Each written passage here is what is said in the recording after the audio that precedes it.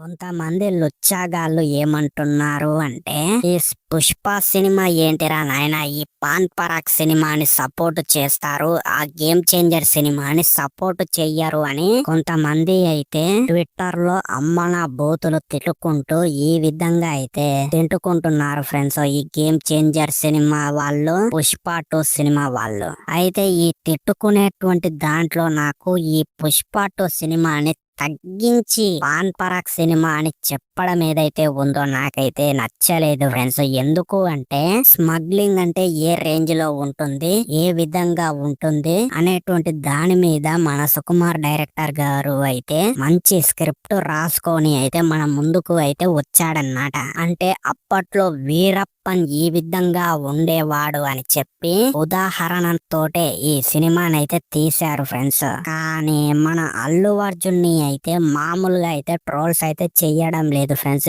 ఏ range లో trolls చేస్తున్నారు అంటే ఈ గుట్కా పాన్ పరాగ్ సినిమాని ఎలా చూస్తున్నారు రా, అసలు డైలాగ్స్ అర్థం అవుతున్నాయా మీకు అని చెప్పి ప్రతి ఒక్కరు కూడా అల్లు అర్జున్ అయితే ట్రోల్స్ అయితే చేస్తున్నారు ఫ్రెండ్స్. కానీ నా సైడ్ నుంచి నేను చెప్పదలుచుకున్నటువంటి విషయం ఏమిటి అంటే మన సుకుమార్ డైరెక్టర్ గారు ఈ సినిమాని సినిమా లాగా తీయకుండా డీటెయిలింగ్ తోటి ప్రాపర్ గా తీశాడు ఫ్రెండ్స్. ఎలా అంటే అసలు ఈ సినిమాలో ఎవరు యాక్టింగ్ చేస్తలేరు, ఆ సినిమాలో క్యారెక్టర్స్ వాళ్ళంతటికి వాళ్ళు అలా చేసుకుంటూ వెళ్ళిపోతున్నారు. యాక్టింగ్ చేస్తే ఇది యాక్టింగ్ లాగా ఉంటుంది, నిజంగా వాళ్ళంతటికి వాళ్ళు చేసుకుంటా పోతే ఈ విధంగానే పాన్ పరాగ్ నమ్మలుకుంటా మాటలు అర్థం కాకుండా అండ్ ఇక లాస్ట్ లో మన అల్లు అర్జున్ ఎమోషనల్ అవుతాడు కదా, అది కూడా రియలిస్టిక్ రావడానికి కూడా ఈ సినిమాలో ఎవరు కూడా యాక్టింగ్ చేయమని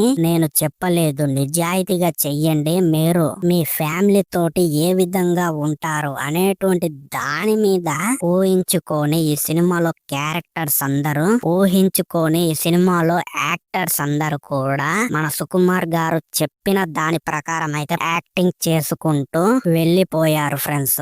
అలాంటిది ఇలాంటి సినిమాని ఏంటికి ట్రోల్స్ చేస్తున్నారో నాకైతే అస్సలు అర్థం కావట్లేదు ఫ్రెండ్స్.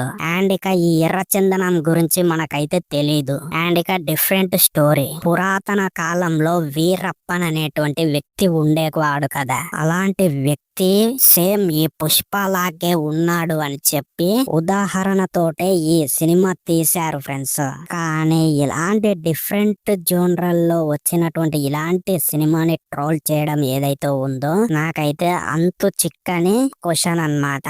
అండ్ ఇక గేమ్ చేంజర్ సినిమా నిజానికి మంచి స్టోరీ కానీ కాదంటలే, కానీ ఏంది అంటే అందులో మన శరణం అన్నయ్యకి యాక్టింగ్ రాదు అని చెప్పి నేను ప్రతి వీడియోలో కూడా చెప్పుకుంటా వస్తున్నాను. ఎందుకు అంటే చిరుత లాంటి సినిమాలు నాకు కూడా బాగానే నచ్చుతాయి. అలాంటి సినిమా తర్వాత ముందు ముందు మంచి మంచి సినిమాలు తీసుకుంటానే వచ్చాడు, కానీ ఇప్పుడు కొంచెం యాటిట్యూడ్ ఎక్కువ అయిపోయి పేడ్ ఫ్యాన్స్ తోటి థియేటర్ బయట అయితే ఓవర్ యాక్షన్ అయితే చేపిస్తున్నాడు అన్నమాట.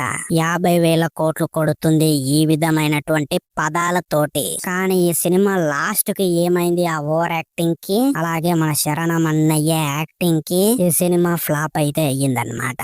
అందరూ ఒకేసారి మన అల్లు అర్జున్ మీద అయితే పడ్డారు, ఈ పుష్ప 2 సినిమా ఫెయిల్ కావాలి అని చెప్పి శరణం అన్నయ్య ఫ్యాన్స్ అయితే కోరుకున్నారన్నమాట. కానీ తీరా శాపాలు మొత్తం రివర్స్ మన శరణం అన్నయ్యకే తగిలాయి ఫ్రెండ్స్. మరి అలాంటిది మన శరణం అన్నయ్య మీద కోపం రాదు అంటే ఏ విధంగా రాదు. సో ఈ విధంగా అందరూ కూడా మన శరణం అన్నయ్యనైతే ట్రోల్స్ చేస్తున్నారు ఫ్రెండ్స్. ఇప్పుడు పుష్ప 2 సినిమాని గెలుకుతున్నందుకు అలాగే పాన్ పరాగ్ సినిమా అన్నందుకు మరి మీకు నిజంగానే ఈ సినిమా పాన్ పరాగ్ సినిమా లాగా అనిపించిందా? డెఫినెట్లీ కింద కామెంట్ చెయ్యండి ఫ్రెండ్స్. ఎందుకు అంటే నాకు పాన్ పరాగ్ సినిమా అంటే చాలా కోపం వేసింది. మరి ఆ కొడుకులకు ఎలాంటి సినిమాలు ఇష్టమో ఏమో కానీ ఆ కొడుకులకి తెలియాలన్నమాట. సో ఇది ఫ్రెండ్స్ ఈ రోజటి వీడియో. ఈ వీడియో మీకు ఏ విధంగా అనిపించింది డెఫినెట్లీ కింద కామెంట్ చేయండి, లైక్ చేయండి, షేర్ చేయండి, వీలైనంత వరకు మన ఛానల్ ని సబ్స్క్రైబ్ చేయండి. మళ్ళీ ఇంకో చక్కటి కంటెంట్ తోటి మళ్ళీ కలుద్దాం. Signing off.